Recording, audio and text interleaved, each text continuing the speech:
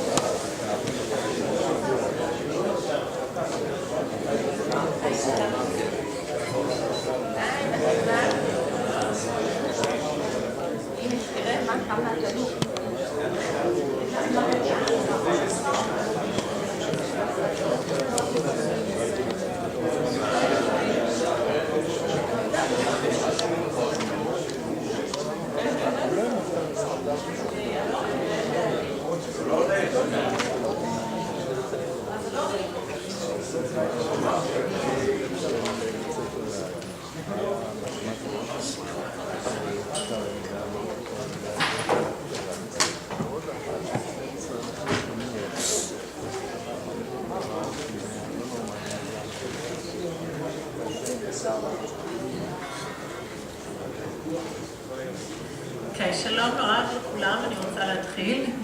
צהריים טובים.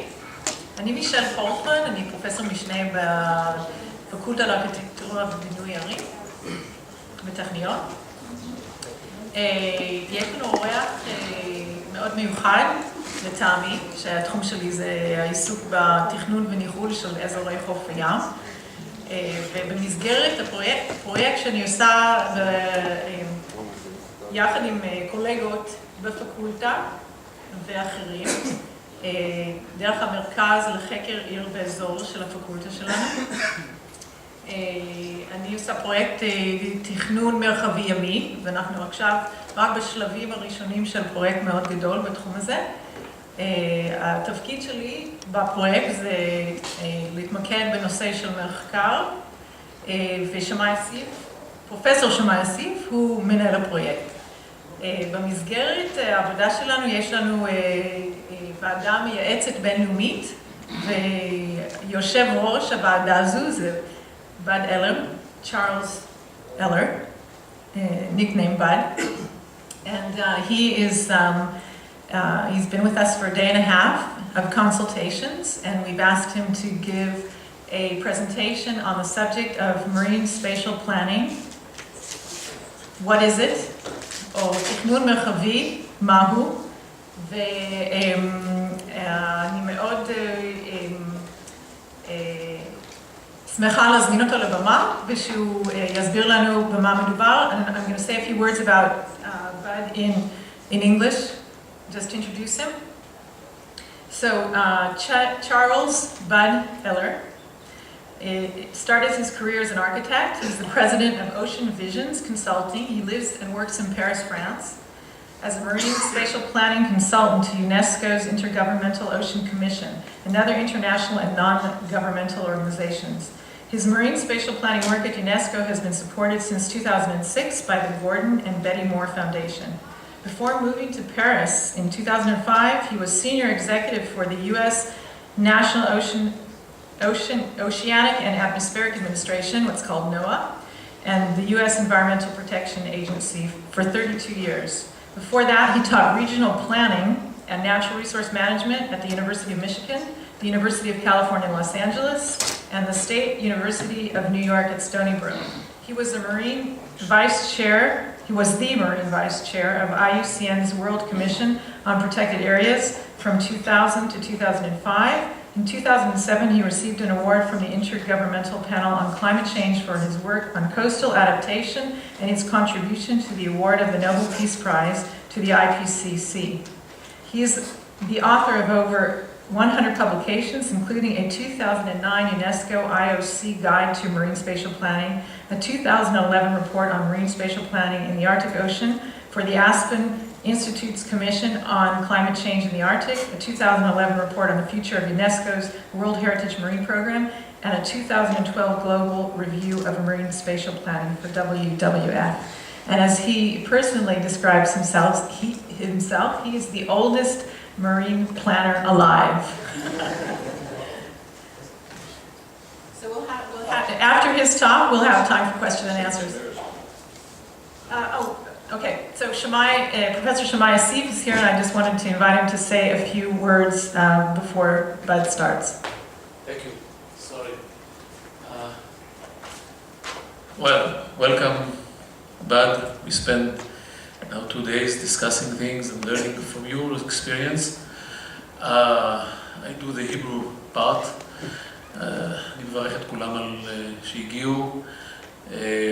אנחנו גאים לארח כאן אורחים מחו"ל, שבאו כדי לתת לנו קצת תובנות מהניסיון שלהם, וחלק מזה כמובן אתם תראו עכשיו בהרצאה, ואני לא אאריך בעניין. צריך לומר שזה נעשה בין השאר במסגרת של מאמץ שאנחנו עושים בטכניון, לבנות או להתקדם לקראת איזושהי תוכנית או תוכנית ימית לישראל, או מסמך מדיניות עם כל האימפליקציות של מה המשמעות של כל דבר ודבר. ואנחנו מתקדמים, וחלק מהאנשים כאן שותפים בתוך התהליך שאנחנו עושים. יש במקביל תהליך, משרד הפנים הוציא מכרז, ואנחנו עושים כל מאמץ כדי בהמשך הדרך לראות איך הדברים ישלימו זה את זה, זאת לא תחרות, אנחנו רואים את הדברים משלימים זה את זה בסופו של דבר, אבל אנחנו מתקדמים עם החלקים שאנחנו כרגע עושים בתחום של המחקר ובתחום של איסוף הנתונים ויצירת המתודולוגיה של המאמץ שלנו. ובמסגרת הזאת אנחנו נשמח ללמוד מבד על הניסיון שלו. So Bud, please.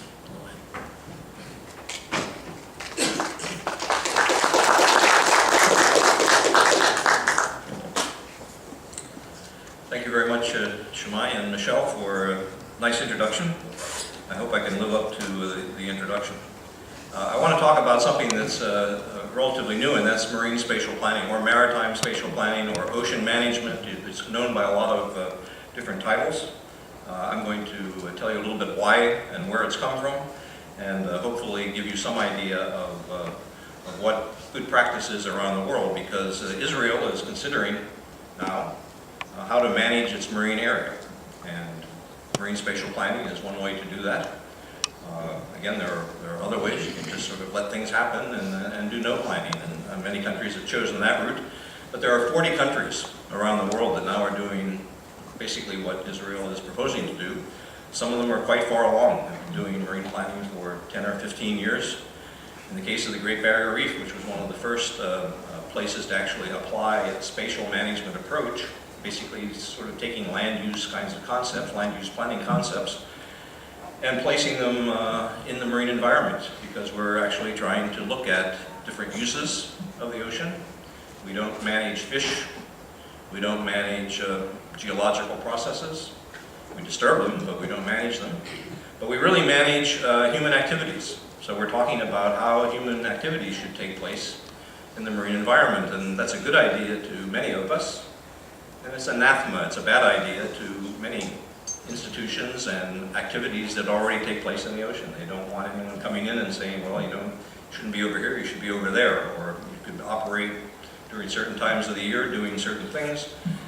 Those kinds of rules don't exist in the marine environment, and I'm going to show you what is the consequence of a lot of that, and we'll see where it goes from there. This is not a new idea. I like to start with history. I like to look at maps and charts and see what people have done in the past. And this is a chart of an early example of spatial analysis, if not spatial planning, and it was used for planning purposes. It's a chart of the world. It's a chart of whales of the world. And it was done in 1851. And its purpose was very clear, to tell whalers, American whalers in particular, where the fertile whale grounds were so they could go hunt whales.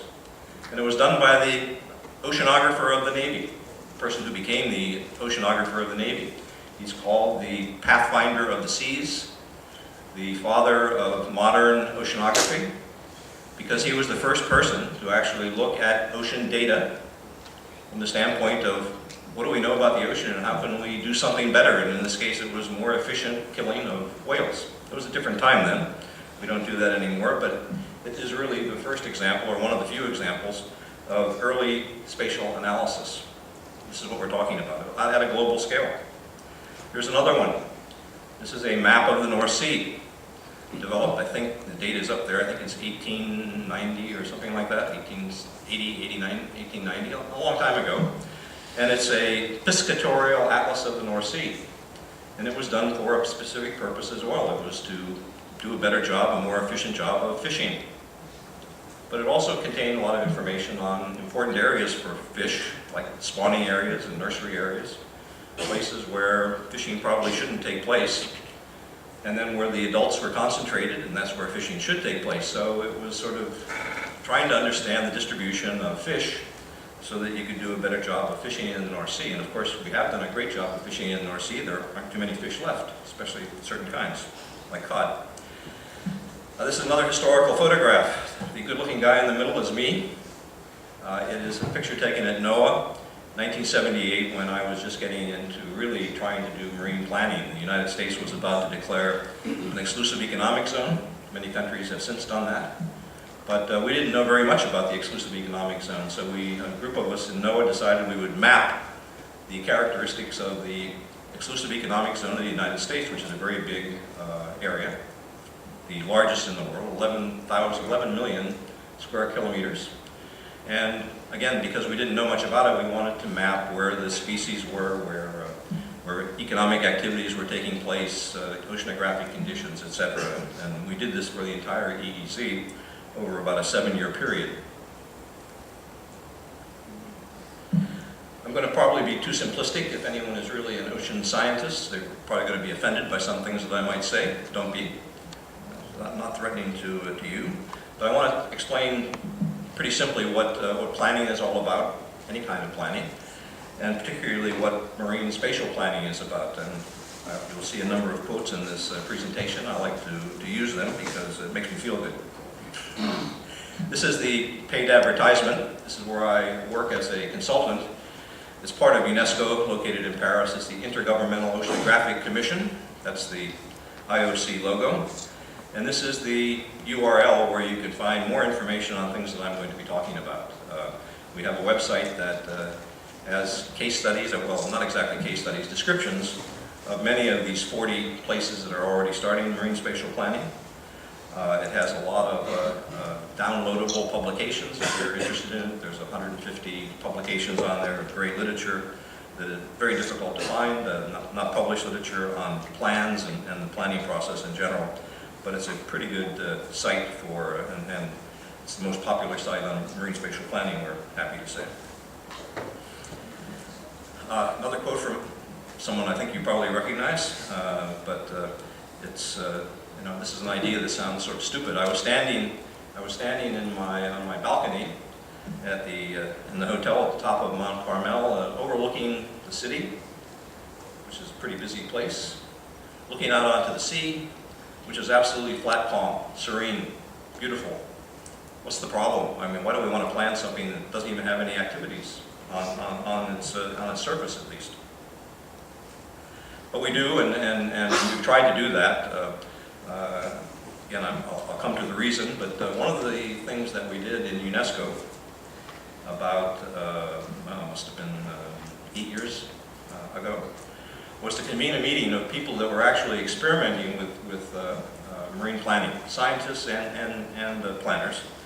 And we came up with sort of the need for forming a community of people that could work together to promote this idea and actually put it into practice. And again, we've been successful in doing that in many places. But this was the result of the first meeting.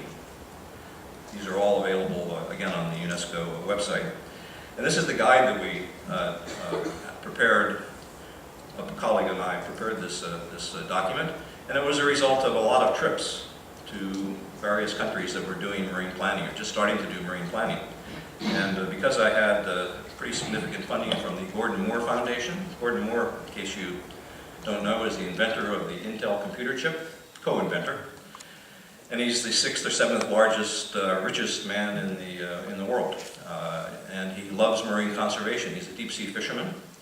He provides about $20+ million every year to people working on marine conservation. He's not the only one, but he's one of the biggest in terms of financial support.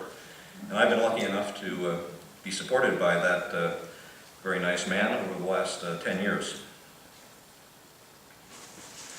This is the latest publication. This is because there are 100 plans being developed around the world. Some of them are quite good, some of them are not so good. And it's time to start looking at how good they are and what works and what doesn't work. So I recently put together a guide on evaluating marine spatial plans. Again, there's a big market for that. I'm a consultant, so I like to create markets like Steve Jobs. I wish I could be quite as successful, but the idea is to, since there are people out there producing these things, we should really look at whether or not they're working, what are the benefits, what are the costs, who's bearing the costs, who gets the benefits from anything that comes out of marine planning. So that one is not on the website yet, but will be next week. So here's what I was talking about earlier as I looked out at the sea. I don't know if you can read the caption or not, but it says something like, what's the problem? I'm still stranded out here and I'm just looking at an endless sea. And there's nothing going on, nobody coming to rescue me, and nothing's happening under the surface of the sea. But we know that's not the case. So I mentioned that there are 40 countries. I want to just review that very quickly. When I say marine spatial plan, and when I'm counting 40 countries, I'm not counting university or academic or projects. I'm counting only those that are sort of developed by governments that have the authority to actually go out and do planning. Some of them have implemented these plans. Nine countries have implemented plans, and it covers about 9% of the exclusive economic zones of the world. That's pretty significant because, as you know, it's fairly well-known statistic is the oceans cover 70% of the oceans. About 40% of that area of the ocean is exclusive economic zones. These are areas that governments have declared as their resource, their jurisdiction, and it usually goes out to 200 miles. It can be less when there are countries on the other side of that line that you have to compromise somewhere in the middle, so some are not quite as big, and I think, yes, Israel certainly has that problem, and lots of other countries do as well, where the exclusive economic zone does not go out to 200 miles. But it does represent a large part of the ocean, and it would be a good idea if we had plans for these areas. We have things like marine protected area plans, Great Barrier Reef, the Galapagos Islands, places like that where there's highly valuable resources. People want to protect those resources and manage them. And there are management plans for marine protected areas. They cover about 1.5% of the ocean. 1.5% is not going to manage the oceans or conserve the oceans forever. MPAs have a very specific purpose, protecting the resource. But what happens around these areas? When you start talking about other activities that are encroaching on protected areas, you quickly realize that most of the threats of these small protected areas, even areas as big as the Great Barrier Reef, are coming from outside of the marine protected area. So MPA management is not enough. You want to have something that looks beyond that and can put contextual information in front of managers and planners to say that if you want to protect these areas or you want to manage the larger area for multiple uses, this is the way to do it. So I think that easily in the next 10 years we're going to be up to 50 or more plans. We're going to cover about half of the world's economic zones. Again, these are targets that are interesting to international organizations like IOC and UNEP and UNDP and the World Bank and places like that. They like to have targets, and I think we're in the position to put together some targets for marine management. I said there are 40 countries. This is a list that's sort of a year old. Israel is on that list in terms of doing something by 2025, so I've included Israel, and I hope you can beat that target, but there are lots of others as well.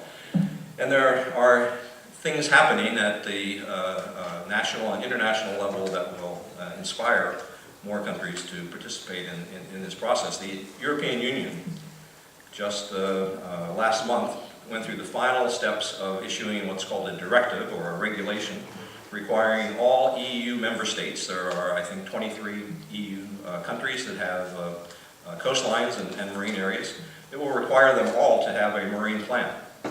Many of them already do, and they don't have to redo it, but all of the other plans, including a major water body, the Mediterranean Sea, which has very little marine planning taking place. So if Israel actually can pull this off and have a marine plan, you'll be the first in the Mediterranean that has a marine plan for its marine waters. That's a real accomplishment, and I think you should be be proud to be a leader, at least in the Mediterranean. Places like the North Sea and the Baltic are much further along, and I'll use a couple of examples there. This is just a simple map of where we are now, where we've been. This is where areas that are going to have marine plans very quickly. And here we might be able to go from beyond 2025, we'll be far along in developing these marine management plans. Okay. I can't see that one as well as you. This is, people are very mystified by what this is all about. Planning can be a very complicated process. It's not quite this bad. It can be reduced to fairly simple terms. What's the problem? The problem is the oceans have changed significantly over the last 100 years. It was even less crowded before the Industrial Revolution, but since we've started to do a lot of things in the ocean, in addition to exploration and military uses and a few fishermen out there, we're now in a situation where we have a lot of competing interests for a very limited resource, the surface of the ocean. And again, it's not quite that simple because it's a three-dimensional space. We're concerned about depth and what's going on the bottom. And these things all occur in a very dynamic environment over time. So the ocean is continually changing, and we want to think about how do we actually deal with these increased demands in a very dynamic environment that has a lot of economic objectives as well. Because it's getting more complicated, and a lot of countries need to diversify their economies, beyond things like just oil and gas. There's a lot of interest in putting other things in the ocean. There's also less regulation in the ocean now. So it's an attractive place for industry to locate because they don't have to put up with a lot of bureaucratic regulations today.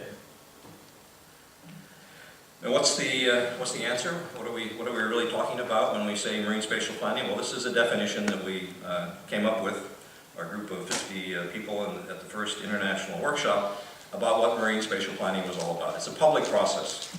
This is a public resource offshore. It doesn't belong to oil companies, it doesn't belong to offshore wind companies or fishermen or anyone. It's a public resource, it's a set of public resources. And the responsibility of national governments everywhere, under the law of the sea and under their own national legislation, is to manage that area in addition to thinking about managing the terrestrial environment. And if you look at most countries, you'll find quickly that 25%, 30%, 90% in the case of Pacific Islands are underwater in terms of the national jurisdiction. There's a tremendous set of resources that are available for use or for protection, but governments are beginning to realize that this is the new frontier in terms of planning. But so it's not a, I want to emphasize, not a private decision-making process, although a lot of decisions are made by the private sector, but they should be in the context of what's in the society's interest with respect to the jurisdictions of various countries. It's about analysis, planning is about analysis, but more importantly, it's about allocation. It's about allocation of space in some kind of rational way. And that means that there are going to be a lot of winners in terms of marine spatial planning. There are also going to be losers in marine spatial planning. Some people are going to have to change behaviors, and they're not going to get all the, it's not a win-win situation for everyone. It's going to be a very mixed story when it comes down to actually finally allocating, again, what is a relatively scarce resource in many countries. This is a Victor Hugo quote that I've transformed into marine spatial planning, but it is an idea whose time has come. And it's called a lot of different things. It's called marine spatial planning here. In Europe, it's called maritime spatial planning. England just says marine planning. Norway says integrated management of ocean areas. Australia calls it bioregional planning, etc., etc. I don't care what you call it. Okay? It's not important what you call it, as long as it's approximately one of these kinds of terms. And there are lots of other things like integrated coastal zone management, integrated ocean management, marine spatial planning, blah, blah, blah. It's not what you call it, it's what you do, what you get out of the process. So it's the outcomes that we want to focus on, not necessarily the terms or the title. It's these kinds of things that we want to derive from marine spatial planning. We want to have healthy ecosystems in the marine environment. We want to have safe navigation. We want to have secure maritime areas. Certainly aware of that here in Israel and a lot of other countries where this has become increasingly important for marine spatial planning, thinking about what are the implications of different uses in the ocean And what does that mean to secure many of these operations which have a high economic value? How do you stop illegal fishing from other countries that are coming into your area? How do you maintain what we call ecosystem services, which again is a non-market kind of value that we have a hard time putting a metric on, but it's important to consider in terms of marine spatial planning. Now, what is it all about? I mean, what are we really talking about? And I want to emphasize something that it's a very simple idea, and that's the importance of space and time in terms of planning. And again, this is some general statements that would apply to planning anywhere. But why is space and time important? Well, it's a very simple idea. The oceans are not homogeneous. Everything is not valuable in the ocean. Some areas have more ecological importance than other areas.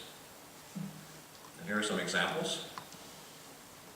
And we know where those areas are for the most part. I mean, this is not a mystery. It's difficult. There is a lot of lack of information and a lot of lack of data to determine some of these, but in general, if we talk to the right people, we can figure out where these areas are. Some areas are more economically important than others as well.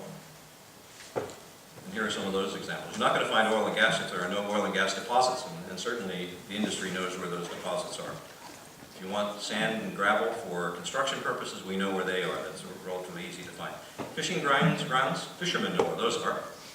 If we can't figure it out, you have to talk to fishermen and get that information, which is very difficult to extract, but not impossible. There are ways to do it, and there are great maps that have been drawn of where important fishing grounds are in particular places, or where, again, back to the ecological part, where spawning areas for various fish are.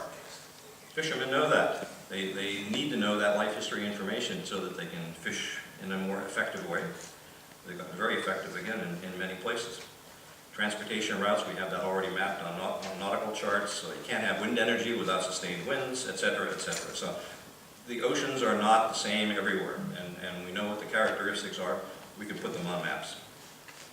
And we need this kind of information both on ecologically and economically important areas if we want to do marine planning in a effective way. So what's the spatial problem? Why, again, we look out there and there's nothing there. What's the big deal? This is an analysis that was done in Belgium, a tiny little country.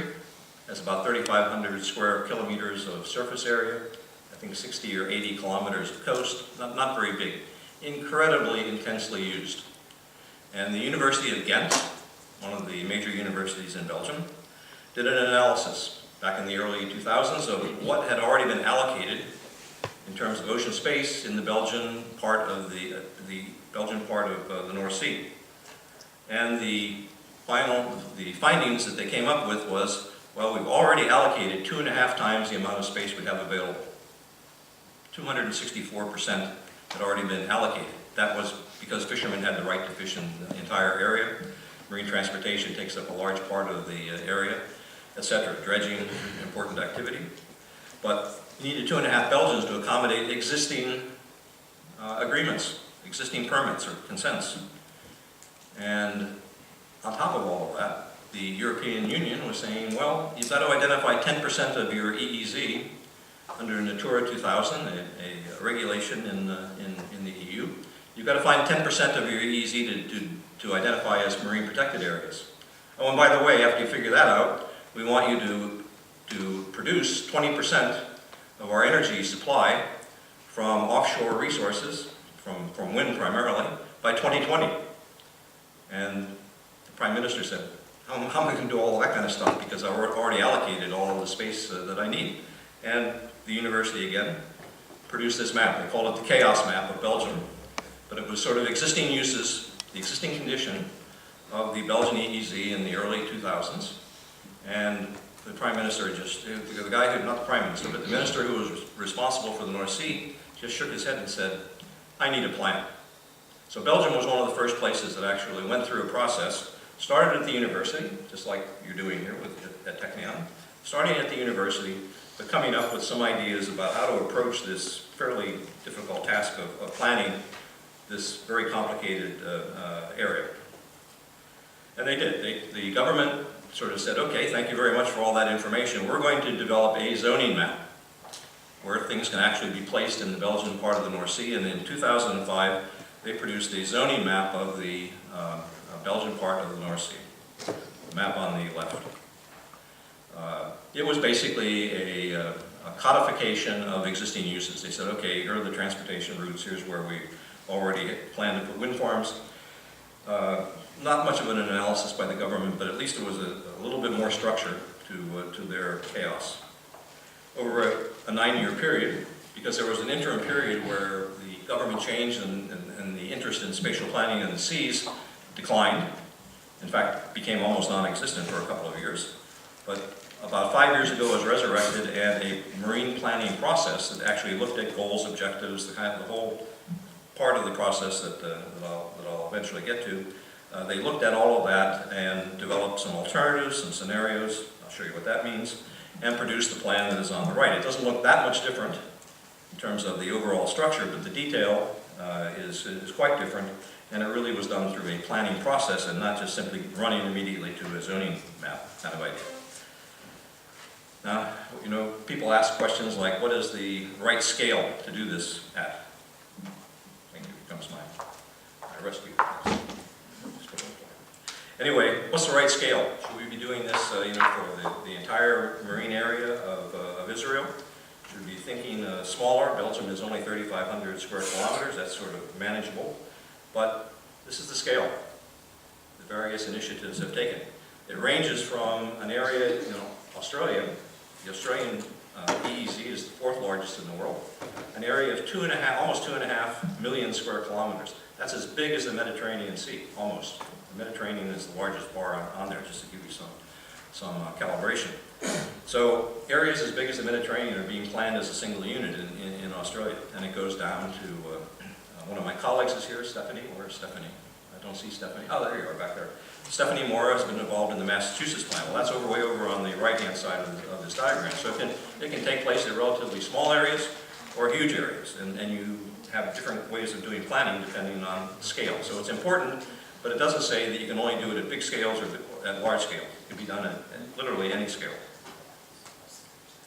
And here's what Australia did. They said, well, our EEZ is too big to manage as an entity. There are too many different ecological characteristics. Physical oceanography was a factor. And they said, well, we can divide this up into spaces that are sort of coherent from a biophysical standpoint. Not economics, but biophysical considerations were used to divide this. And then they made it even more simple. The government said, okay, well, that's too many to manage, and we're going to do these 5 areas. So this is the boundaries of the Australian plan, and I think it's the one in the northwest that is the 2.5 million square kilometer area. They've done this. This is done, and I'll show you some outputs of all of that. They did bioregional profiles was the first thing they did, because they wanted to have a good basis from an ecological and environmental standpoint. So they said, here are the characteristics that we're trying to value. This is what we value, and this is what we're trying to manage in terms of each of these regions. So a bioregional profile was the first step, and then they moved into a management planning process. It wasn't quite as simple as that, but I'll get to that. So what are the drivers that are pushing governments to consider marine spatial planning? Well, there's no question offshore wind is a big deal. It's a big deal in Europe.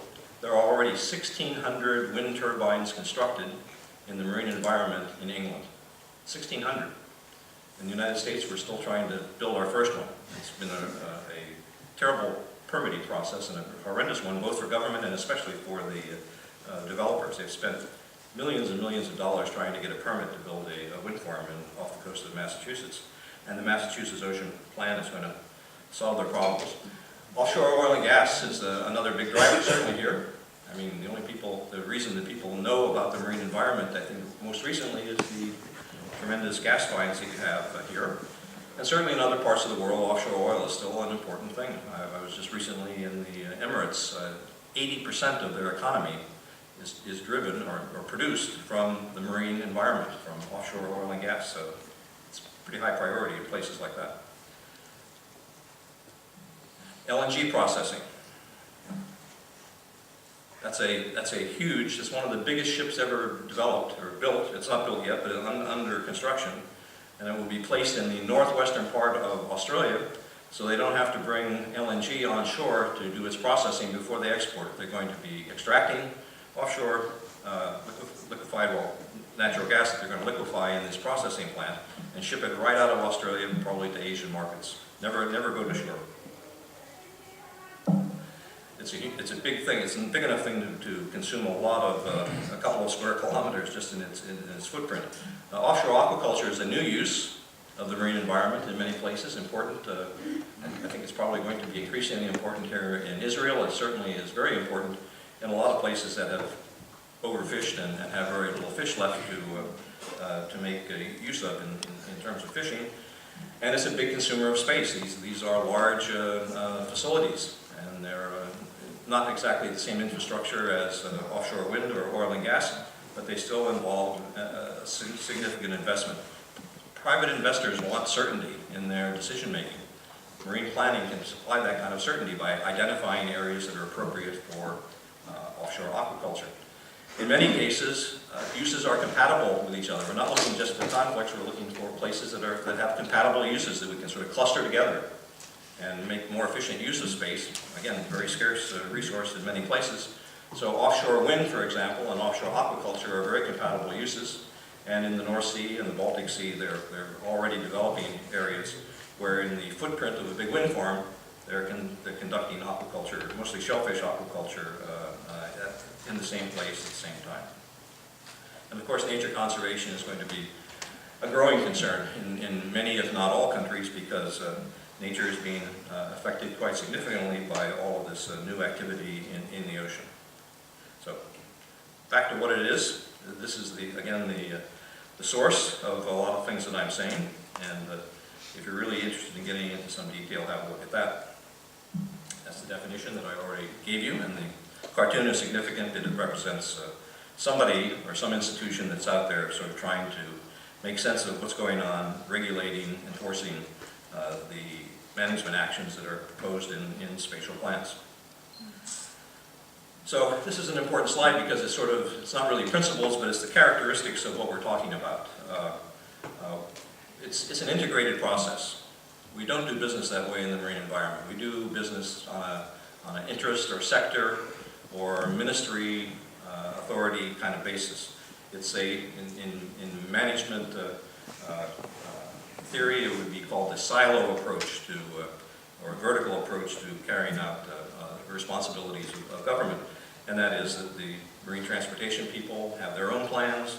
They do marine transportation planning, they issue permits, the same with energy, the same with marine protected areas. Very little conversation across agencies. Marine spatial planning is an opportunity to integrate those kinds of interests in a single plan. It's future-oriented, which is always an interesting kind of issue to have to explain that planning is future-oriented, but I often see marine planning efforts, or even terrestrial planning efforts, to simply document where we are today and stop. You know, this is the plan. The plan is going to be where we are today, without any thinking of the future. It's adaptive and continuing. We have used terms like a master plan in terrestrial planning, and we have master plans for Chicago, which is one of the first master planning efforts in the United States, London, Paris. Master planning is what you use to drive the future of cities. But the idea of master planning in the marine environment doesn't make a whole lot of sense because we have a lot of uncertainty that we have to deal with. Things are changing daily in the ocean, certainly changing annually, changing yearly, and over a 20-year period, the oceans are going to look quite different than they do today. So we want to be thinking about doing adaptive planning that keeps up with changing conditions, not a master plan that is going to go on for forever. We also use the word blueprint, which sounds nice for a marine plan, a blueprint, but that's the wrong idea as well. It's not something that is static. It has to be dynamic and adaptive and changing over time. Participation is a big deal. Participation is something that's needed because you have to get the buy-in of stakeholders, as we call them, or you have to get the buy-in of various interest groups if you want to build a constituency for planning that is capable of continuing. Ecosystem-based is important because, again, environmental conservation, environmental protection is important, and this should be a principle or certainly a guiding idea with respect to planning of the marine environment. And finally, it has to be place-based because we want areas that people can identify with. It's not just saving the ocean, it's not saving the Mediterranean, it's saving the Israeli marine environment or developing the Israeli marine environment. People here can relate to that much more than they can about the world ocean, and it's the same for any place. So we want this to be place-based, something that people can relate to and can care about over time. So it's important to get that kind of, all of these characteristics into a planning process. Now I said it could be very complicated. This is a chart on how to do marine planning from our spatial planning guide, but it really boils down to 4 very simple questions. As complicated as we make it, it's only 4 questions. Where are we today? Planners would call that establishing the baseline. Where do we want to be? Again, we don't want to be where we are today, we want to be somewhere better. I think most planning is focused on that. That means you've got to define some objectives and what the outcome of your planning process is. You want to look at alternative scenarios in terms of how to get to, or where you want to be. You want to know how you're going to get there, and that is establishing a management plan. That's going to be the actions that are going to actually be put in place to move you to where you want to be. And then, what have we accomplished? Have we gotten there? That's the monitoring and evaluation aspect of planning. Important if you're going to do adaptive planning because you need that kind of feedback information so that you can modify objectives, modify management actions through a monitoring and evaluation plan. So continuing and adaptive, what that means is that this is a cycle that you go through, starting with beginning the planning process, but you go through implementation, monitoring, evaluation, etc., and then you start over again. And that's what continuing adaptive means. You go through the cycle pretty much endlessly, which is difficult to sell to the public. You're going to be planning all the time, or selling to politicians who are only interested in, as long as I'm in office, it's important what you're doing, and after that, forget it. So you want to be able to convince the decision makers and the public to support this, that it's a continuing process. Again, this is the silo approach of where we do business today. I'm sure you do it in Israel, we do it this way in the United States, France, Vietnam, everywhere sort of takes this kind of sector by sector kind of approach to marine planning. And here's where marine spatial planning fits in. It cuts across the interests of all agencies that are responsible for managing the environment, all industries that are using the environment, all interests that are concerned about environmental conservation and protection. And you want to be able to put those, you want to identify what those interests are, what the values and objectives are, but you want to put that in a plan that is, it's going to be a compromise, but it's going to be a more balanced approach than just doing this on a sector by sector basis. So first step is getting this plan together, and that's going to be one that's integrated and cross-cutting. And these are the outputs of the planning process. It results in a plan that has management actions. It may result in a zoning map, not necessary, but that's a detail. So it might have zoning maps and regulations just as we do on land, but at least you want to know what the actions are that are going to move you in the right direction toward where you want to be in the marine environment. This is Belgium again. Back to little Belgium, a real pioneer in spatial planning, but they now have developed this plan, which is a schematic of the more complicated map that I showed on the right-hand side a few slides ago. And it basically incorporates all their uses, all the interests that they have, including protection, in, again, this very tiny space and allocates the uses pretty clearly. Shipping is very important. In North Sea countries, there's a tremendous amount of ships. Someone told me that there are thousands of ships that go through Israeli space every year. There are thousands of ships that go through here every week. So it's a very heavily used area for shipping. These are the shipping routes, and they became sort of part of the structure of the overall plan. But they also wanted to fit in dredging. This is a very shallow area with all the shipping and shipping channels. There's a lot of demand for dredging and the disposal of dredge materials. They've actually identified where dredge material sites should be located. Protected areas. Belgium has always been a little slow to respond to conservation and protection, but they now have areas that are identified for birds, migratory migratory birds use this space. Again, not year-round in all cases, and you have to consider that in the planning process.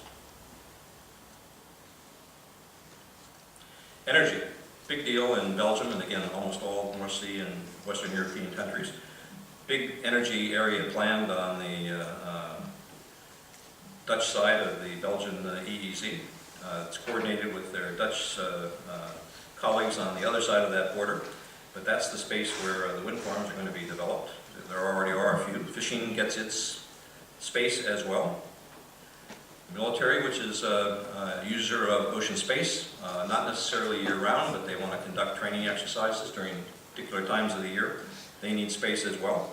It's identified in the Belgian spatial plan.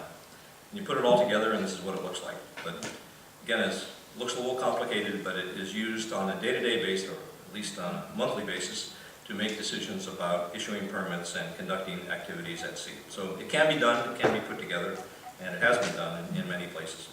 So what have we learned from all of this? Getting close to finishing. What have we learned from the experience that we've had in marine planning so far? Well, we know that it works because it's been demonstrated to work in many places, but there's no one way to do it. Marine spatial planning cannot be prescribed in any kind of detail from place to place because every nation has a different way of doing business, different culture, different social values in terms of the marine environment. So there's no one way to do this. You need to conduct adaptive planning that can fit the local context. And the bottom line is that there are some things that are just essential to do. You can't have effective planning alone. You need to think about implementation. You need to think about monitoring. You need to think about evaluation, stakeholder participation. All these activities are linked in a system, and unless you have all of these, you're going to have problems doing effective planning. Political will is incredibly important. You need a champion. Someone who can sort of get the process through rough waters and deal with opposition and arguments that this is not worth it, we shouldn't be doing it. So you need to find somebody or some institution that is going to champion this whole idea. Without this, you can do the best scientific or technical plan in the world. It's not going to go anywhere. It's not going to be carried out. And we've seen that happen again. The Belgian planning effort collapsed because the minister responsible for planning that particular area, the parties changed, they abolished the position, and the planning process and the permitting process basically were put in limbo for about 3 or 4 years until the party came back, the other party came back and restarted the process. Authority is important. You need to have some pretty direct authority, either through legislation or through agreement among ministers, or somehow you need to come up with the idea that someone's going to lead the effort to do marine planning. And here's an example of marine planning that was done, but nothing ever happened as a result. In Australia, the one I showed you earlier, where they had these big regions, the southeast region was their first effort to do planning. They set up an ocean management office that was responsible for putting the plan together. It did a great job, did everything as well professionally as they could possibly do. Spent 3 or 4 million Australian dollars, 2 or 3 years doing the planning. And once the plan was published and put out to the public and other ministries in Australia, the question came up, and who gave you the authority to do this plan?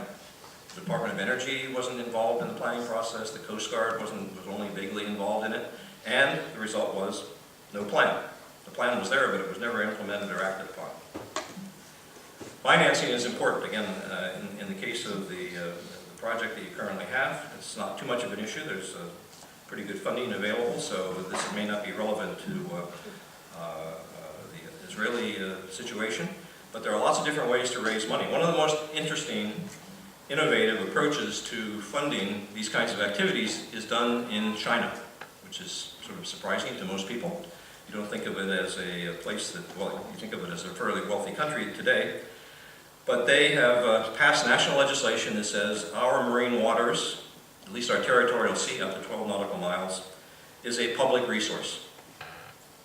That makes sense so far. And if you're a user of that public resource, you're going to pay the government to use it. So fishing, oil and gas, marine transportation, dredging activities, offshore aquaculture, all pay a fee. and it's not a couple of dollars for an annual fee. They have raised $5 billion over the last 6 years in China to support ocean management. Now, again, it does more things than just spatial planning, but 80% of that number, 5 million, 80% of 5 million is a big number, it's 4 million. That goes back to the provinces of China. There are 9 coastal provinces for ocean management activities. So that's a pretty good way to finance it. It's the only really comprehensive use of user charges that I'm aware of anywhere in the world, and it works. So it's not everything, as someone said, the Lord Mayor of London said, money isn't everything, but it's way ahead of whatever is second. I thought that would be funnier here. Jokes don't translate. Anyway, stakeholder participation, very important with respect to the continuity and the longevity of planning, because marine spatial planning involves social and political choices. It's not just a science kind of exercise. In fact, science usually is relatively small in the end, and politics is very big in making some of these decisions. So you're always going to need stakeholders involved, and they come in many forms and flavors. From, this is a small group of Native Americans, First Nations they call them in Canada, getting together to talk about marine spatial planning for each of their communities in British Columbia. Marine spatial planning doesn't always have to come from the top down. In this case, it's a bottom-up planning process where communities are developing their plans, they're being aggregated up to regions, and coastal First Nations in Canada, if you know anything about the indigenous population there, has some pretty powerful rights in terms of managing the resource. They are not stakeholders, they're co-managers of the resources in British Columbia. That means fish and timber and lots of other things. So they've got a significant amount of money. They've hired good people to do their marine planning, and it works there again, but from the bottom up. So that's an example both of stakeholder participation, but more importantly from planning up rather than planning down all the time. And if people aren't involved in the process, you usually get opposition to the outcomes that come from any kind of planning. I can't emphasize this important as much as I should, but the idea of having clear objectives is absolutely critical. Again, you don't go into war without clear outcomes, right? You want to know what you're doing when you take on an enemy. When you take on any kind of public process, you want to have fairly clear, measurable kinds of objectives to determine where you want to go. And you want to put those in place and measure them over time. So that's important. And this is a famous management consultant who says that, management by objectives work, but we rarely spend any time worrying about what our objectives really are. So you've got to spend time right up in front of the planning process to figure out what are the objectives, where do you want to go.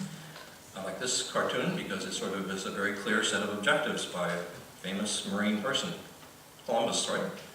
He's arguing that his 2-year journey is going to not only open up new routes to economic returns to Spain, but also create a lot of jobs. So this is obviously a joke as well. I thought it was fun. Best available information. Again, that's why Technion is involved in this planning process, because you want to have the best expertise, the best information that you can. It's not always available, and it's often used to stop planning in its tracks. If we don't have any data on the marine environment, how can we possibly do planning? So I say it's not an excuse for lack of information. It's not an excuse to start planning.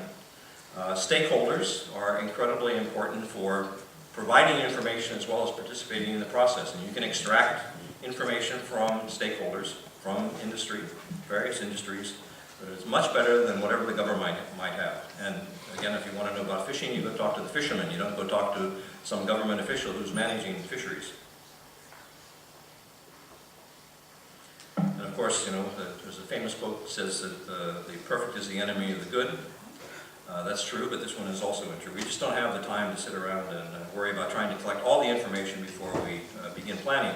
The best way to determine what you don't know is to start planning and to find out what you really know. We usually do it the other way around. Planners like to collect data. And we usually go out and try and collect everything that's possibly available in terms of data on the marine environment. We spend a lot of time and resources doing that, maybe half the time, which would be pretty low in most planning exercises. Often we spend 90% collecting data and 10% in the last 2 weeks trying to produce a plan. Well, that's sort of backwards.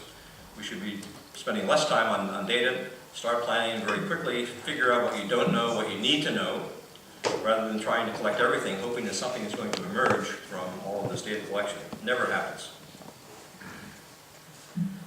One important part of identifying, trying to find out what the characteristics of your region are, is to identify ecologically and biologically significant areas.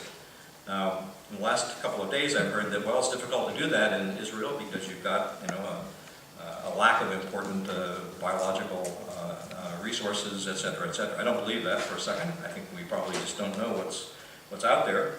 And we want to find out more about these areas because they really should be, if you're going to talk about an ecosystem-based approach, you really need this as what I would call the backbone of any kind of plan. You want to know where the ecological processes are, where the important areas are, so that you can at least know what you're losing if you're going to build something in those same places. And this is what the Dutch did as they were developing their plan. One of the first reports that they wrote was what are the biologically important areas of the Dutch part of the North Sea. The blue areas on the right are the areas that were identified. They went through a planning process that came up with a set of maps that said, here's the way we're going to develop the Dutch part of the North Sea. Those green areas that are still on the map are the ecologically important areas. They did try to avoid those in carrying out their multiple use plan. A side story here is thinking about the future.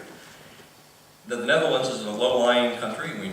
Most of us know that. Climate change is going to have a tremendous impact on the Netherlands. And the government said, well, we better have an adaptation strategy that will allow us to survive a meter plus increase in sea level in our region. That big orange area, it's on the map, it should be orange, sort of yellowish orange, goes from Germany all the way down to Belgium, is known as the sand extraction zone, part of the marine plan. It is the area that they're going to use to extract sand to keep up with erosion and keep up with inundation and any other effects of climate change along the shorelines of the Dutch Sea. Well, the environmentalists don't like this. This is like, how can you go out there and designate that big area for sand extraction? It's an important area for migrating birds, it's important for fish spawning, all these things. The Prime Minister said, I don't care. Protecting our people is the most important priority in the Netherlands. Protecting the infrastructure investment we have there. We're going to allocate that whole space for extracting sand. Not going to build any wind farms or any kind of physical infrastructure in that area in the future. And that's going to be our salvation to deal with climate change. It's 100 years away on 1 meter increase, maybe shorter than that, but probably not much shorter. But it's just an example of where an allocation decision was made that probably didn't satisfy a lot of people, but again, the guy who was responsible for running the country said that's our highest priority. We're going to get the sand there. Again, I shouldn't have to talk about alternative futures because it should be part of any planning process, but we normally don't do that very much. We can't do very much about the present. I mean, we can't change the present. It's here. We can do things about tomorrow, and tomorrow extended into 20 years, which is a typical planning horizon. We can look at alternatives, and there have been lots of reports done around the world that you can look at online that says, and here's some scenarios about how the Baltic Sea in this case might develop. This is more interesting because this is an example of how different alternatives play out in terms of space depending on what your values are. I can't see those quite on my display here, but upper left is, what if you say fishing is the most important thing we're doing? What does the sea look like? Well, allocate a lot of space for fishing, and you try to keep extractive activities out of that space. But if you want to exploit the sea, and say we want to make it, use its maximum economic value, then you're going to have a lot more economic activities close to shore, less fishing, more oil and gas production, more wind farms, etc., etc. I mean, you can sort of see what this means. Depending on what you value in the sea, and you say we're going to maximize that value, you're going to have different spatial distributions of activities, time and space. It's as simple as that. And none of these are probably going to be the final vision that this is part of France, and this was an experiment that they went through to identify these alternative futures. The balanced vision that you want to create is probably going to be some compromise, but the value of scenarios these are not plans, these are ideas to stimulate planning and to stimulate thinking about making choices, about maximizing different kinds of values. Last couple things. Implementation and enforcement. Again, it's silly to have a plan that is not implemented. There are examples of plans of all sizes and shapes, not just marine plans, that have never been implemented and certainly never enforced. It's important to think about these kinds of things because, well, let me get to the bottom line here. Talk doesn't boil rice. That's Confucius said that. You need to actually implement these kinds of plans. And the way we implement them, again, everybody is always concerned about, well, do we really want to have one agency making all the decisions, all the implementation? And the answer is probably not. You don't want to have one agency doing all of this, although England does have one agency. In most cases, it's going to be existing authorities that actually implement plans. So that means you've got to have all these people, all your representatives of various ministries sitting around the table saying, yes, we agree to that plan. But the way you come back to that is we're not going to take authority away from fishing. We're not going to take authority away from the conservation people. We're going to use your existing authorities to the extent we can, the maximum extent we can, to actually implement the plan. So everybody walks away from the table thinking they have a role in the implementation process or the enforcement process. And the last one is adaptive management. That's sort of the bottom line of all these kinds of things that I think we've learned in terms of how to do it. Adaptive management is simply learning by doing. It was initiated by a couple of marine scientists, actually forestry scientists in America, but it has grown in terms of its application. And it's thinking about this as a big experiment, making sure we can measure what's going on in terms of performance. We can stop doing things that are not working, and we can invest more in things that are working. But we want to learn how to do that. And again, to quote Confucius, who thought of these things a couple thousand years ago, you know, if the plan's not working, change the objectives, change the management actions, change whatever you have to do, but change and adapt. So it's not all that complicated. And I'll end with one of these kinds of quotes, which is one of my favorite people, Mae West, a famous American comedian and actress. But she said, I never said it would be easy, but I only said it would be worth it. That's again the URL for all of this stuff that I've been talking about. Again, another plug for my evaluation guide, which I think will be helpful even here in Israel. Before you start, you should be thinking about this. And I want to thank you all for your attention, or at least most of you. I saw some people nodding off, so when I see that, I stop. Thank you.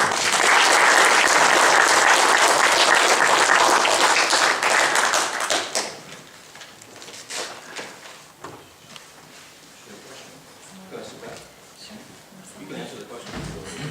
Maybe.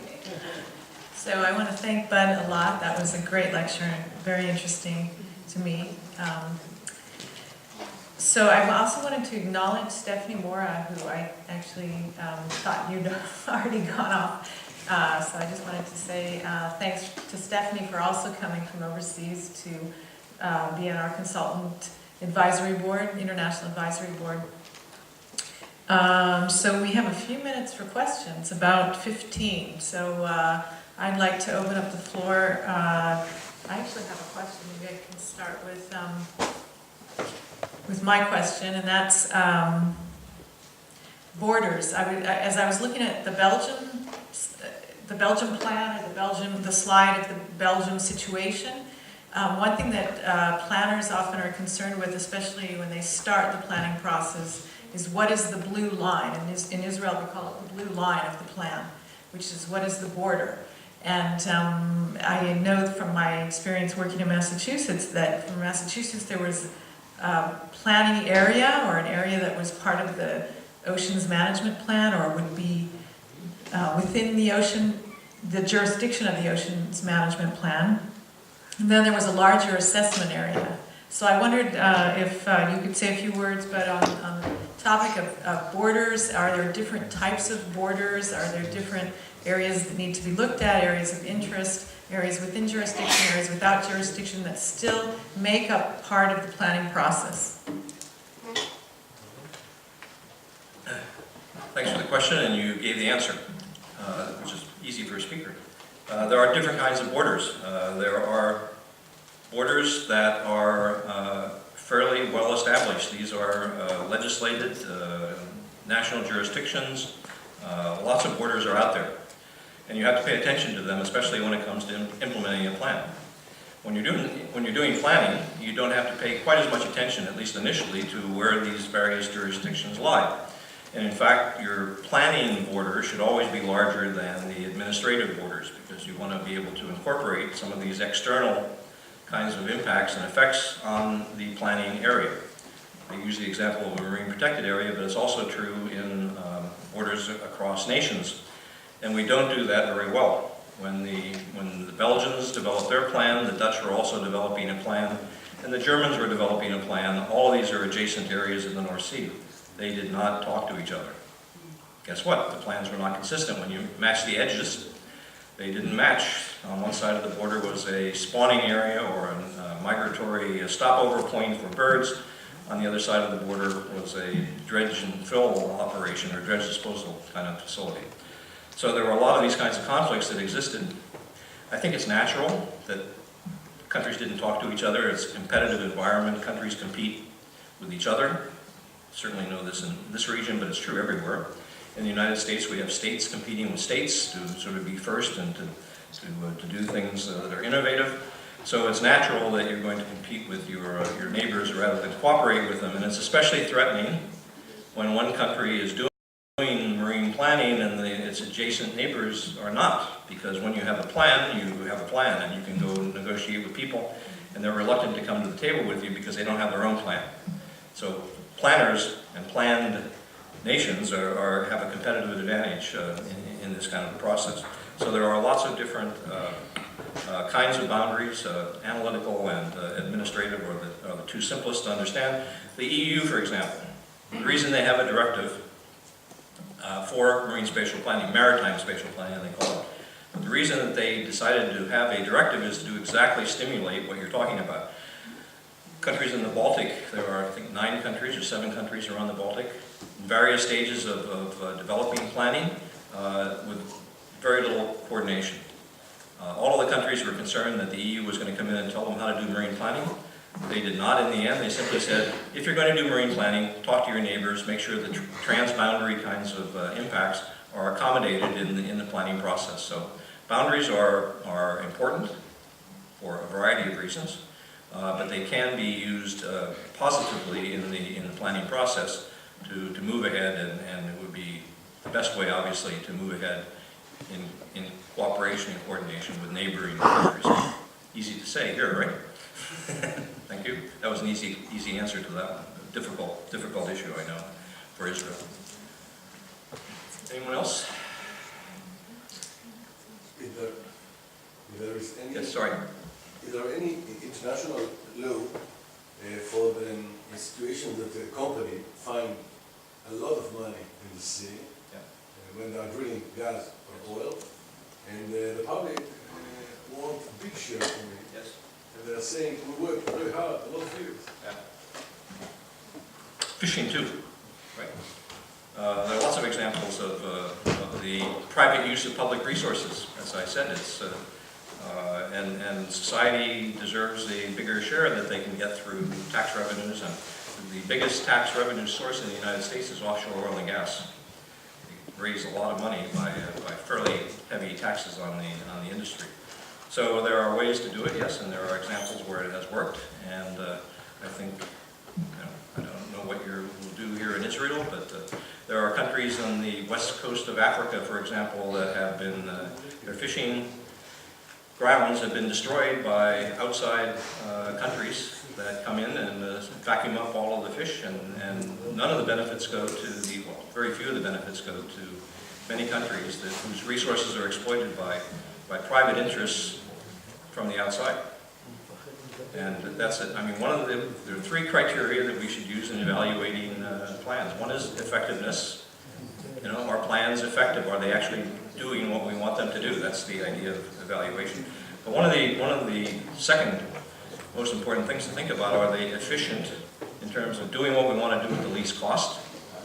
That's an important criterion.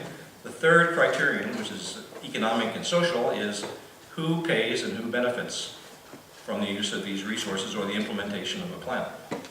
And that's where you can sort of identify pretty quickly where the money is going, follow the money, and you can see where, who is benefiting from the use of, again, of a public resource.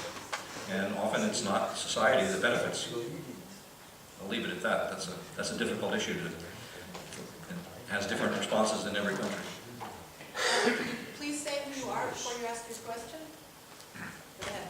My name is Noam Moses. I'm from the Ministry of Agriculture, and I'm dealing with marine aquaculture.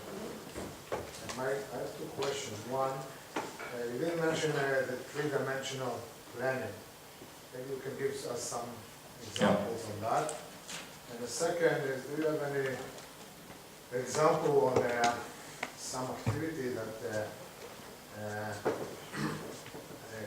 the government is doing in restoration of natural situation in the sea, encouraging fishing or something active to recover population or things like that? Okay.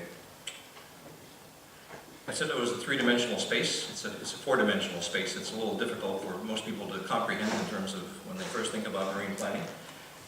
But there are examples of at least three-dimensional planning in the sense that that we can use the bottom for certain uses, we can use the water column for another use, and we can use the surface for a third use, and they can all be compatible.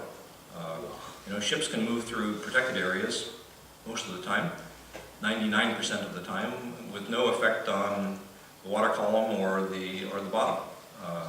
Again, a little extreme, but it's possible to do that.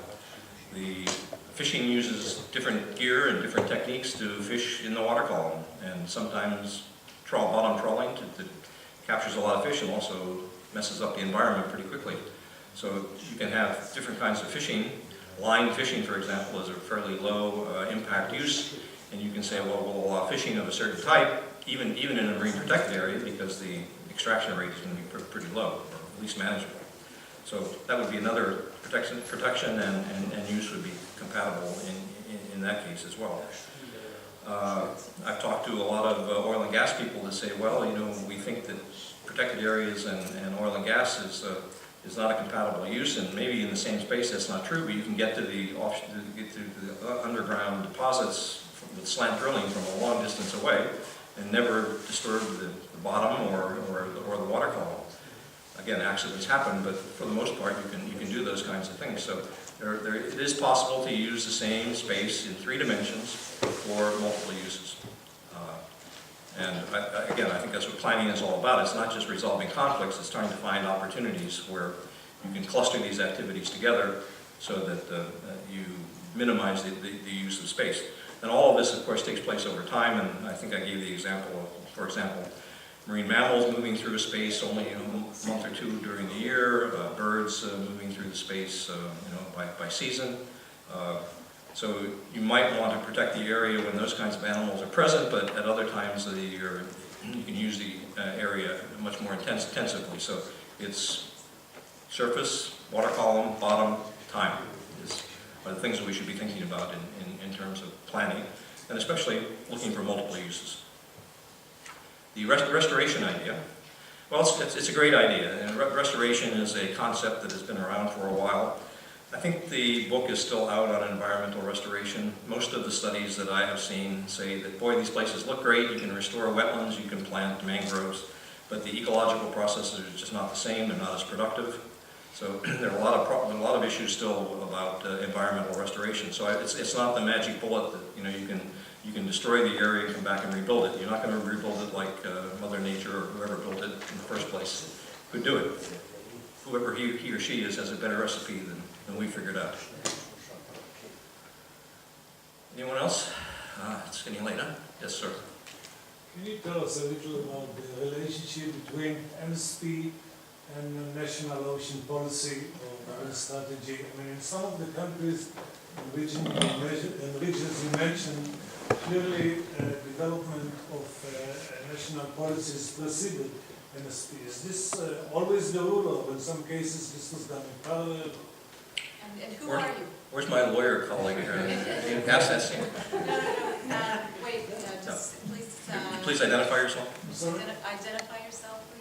My name is Yuval Cohen, and as I told you, we have made presentations together Right. 25 years ago. A long time ago, right? Thank you. Does national policy have to precede planning? No. Often doesn't. It'd be nice if it did. The United States only developed a national ocean policy 2 years ago. It has operated for a long time as a semi-maritime nation at least, and it never had an ocean policy. Now the result of all of that is you have 27 or 37 individual agencies in the United States, all with some claim to having authority to manage the ocean. Coast Guard, Interior, NOAA, all, 27 of these entities. I'm sure it's the same here. I don't know if you have 27, but you probably have a lot. It's the same in Vietnam. How many? 200.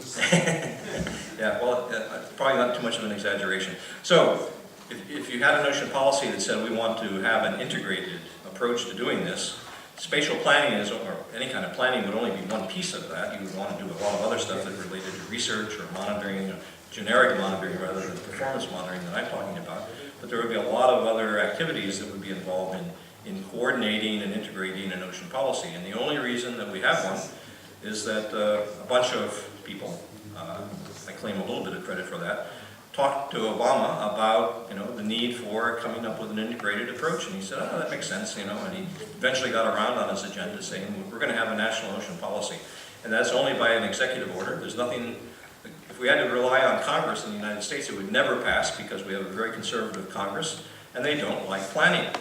Planning interferes with economic development. If you have a plan that says you're going to develop in a certain kind of way, unless you say full blast ahead on economic development, the Republican representatives in Congress are going to say no. And it's true in Canada, and it's certainly a little bit true in England, where you have conservative governments whose predecessors started planning, and all of a sudden, they see this as a constraint rather than as an opportunity. And they say, well, we don't like planning. And the advantage of England was they had legislation that said, we don't care what party is in place, you have to do these certain kinds of things. That's the only reason England is still doing planning. Canada, as I said earlier, I think, and again, I have my UNESCO seal behind me, but I'm speaking as an individual because I'm just a consultant, which is great because I can say what I want to say. And Canada's done a lousy job on marine management because they just don't implement anything. So a lot of countries are, and they have a policy, but they don't do anything with it. So it works both ways. But I would say it's important to get down to planning quickly, and you can do planning without a national ocean policy. Because the idea of planning is to actually implement an integrated approach, which is what you would be doing anyway in an ocean policy. So, hope I didn't offend any Canadians in the audience, but probably not. I say the same thing about the United States. We have time for one more question. Okay, maybe it's time to put sir, again. What do you think should be the role of the government in order to establish priorities for marine planning? What do I think about the government? The government, what is the role of the government in order to define priorities? What institution is better equipped than the government, right? I mean, that's theory, but in theory, the national government is responsible for the conservation and use of your marine space under the law of the sea. If you read the law of the sea, you'll find that that's pretty uniform around the world. Any country that has adopted that, and even countries like the United States that have not adopted the law of the sea, still subscribe to the principles. And I think I've heard someone say that about Israel as well. Have you signed the law of the sea? No, I don't think so. No, I don't think so. But still people are, sort of following the rules as they exist, and it says that the national governments are responsible for that offshore resources, as much as they are generally responsible on land. On land you have a different situation because you have private property and private property rights. Those should not exist in the sea. The fishermen do not have rights to fish in any particular place. That should be provided by the government. I mean, the government should say, okay, you guys can fish in a certain place. Sometimes it doesn't work that way, and there are a lot of arguments. Well, my father and my grandfather and my great-grandmother all were fisher people, and that's my space out there. Well, it's not. It's public space. It's a public resource. So the government is the problem, and the government is the solution. you don't want the private sector out there maximizing profits to manage the space. It's going to look very different from what it might look like if you had other interests that were at the table and trying to produce a plan. You might have a little more balanced kind of approach. So I said it's a public process, and it's public in the sense that government is ultimately responsible for doing this, and it can be governments at different levels. In the United States, we have a very shared kind of federal system where the states have a lot of say about what's going on in their marine environment. I did say one more question, but there's someone insisting in the back there who would like to ask. I guess my name is Oren. I work for the Ministry of Justice for the Department of Legislative Affairs. I'm one of the people who's involved in writing or trying to advance a new maritime zone bill for Israel because we don't have any exclusive economic zone law or either continental shelf law. One of the things that we're considering doing in our bill is maybe integrating this sort of MSP process to replace what we have for land uses. And one of the questions that we are trying to figure out is the relationship between the MSP, I mean the zoning or the integrated program, with this integrated vision or perspective on the sea, and the specific regulators and the specific authorities that they have. Meaning we have the Ministry of Energy and Infrastructure, whose focal point is, of course, development and extraction of natural gas. And we have the Ministry of Environmental Protection, we have the Ministry of Communications. So I guess that my question is, what is the relationship? Is it binding? I mean, the MSP, the results of the MSP, the products that comes at the end of the process, is it binding on the regulators, or is there room for, for them to decide, differently from what the MSP said or decided? The answer to that is yes. It's binding. No, I'm being facetious. The answer is it depends. It varies from country to country. A lot of marine plans are regulatory. It depends. The United States is a great situation. The state marine spatial plans are regulatory plans. The federal government now is coming in and saying, well, from 3 miles to 200 nautical miles offshore, we're going to have a strategic or advisory plan. So what does the poor private sector person do when they're sort of trying to figure out where they're going to locate things? Are you going to have an uncertain environment where things are not regulated, or are you going to go to the regulated kind of environment at the state level? Norway has a great spatial planning process. It's all advisory. But people in Norway believe in the plan, and they have implemented the results of the plan, not through a zoning map. It's much more sketchy and schematic than that. But they abide in general to the layout of uses that are in the Norwegian, they call it Integrated Ocean Management Plan. So it varies from place to place. Germany has very tough land use regulations that have existed since the Middle Ages. They said that we want to think about coastal zone management and territorial sea, which is out to 12 miles in Germany. The Länder, the German states, have the authority to manage that space from all the way in whatever their jurisdiction on land, but they go out to 12 nautical miles, so there's integrated coastal zone management and marine management there. It's all regulatory, and they said, well, we've got to go further out, and we're going to have the federal government responsible for managing 12 miles to 200 nautical miles out. Now, again, it's not that far in Germany, but that's an example of a regulatory approach, a very strong one. American states, pretty strong in terms of management authority, but it can also be advisory as long as people play by the rules. And again, it depends on culture. If the culture values nature conservation, then they're going to insist that we're going to move the shipping lanes further offshore to minimize risk to valuable areas. We're going to only operate for oil and gas during ice-free seasons in the Norwegian and Barents Sea, etc. And they do it. All by agreement rather than regulation. Okay, so I said there's no prescription for doing this right. It depends on, there are certain characteristics and elements that you want to include in the process, but what you do is going to be very dependent on the political, social, cultural values of your own country. So it's up to you. Okay, thank you again.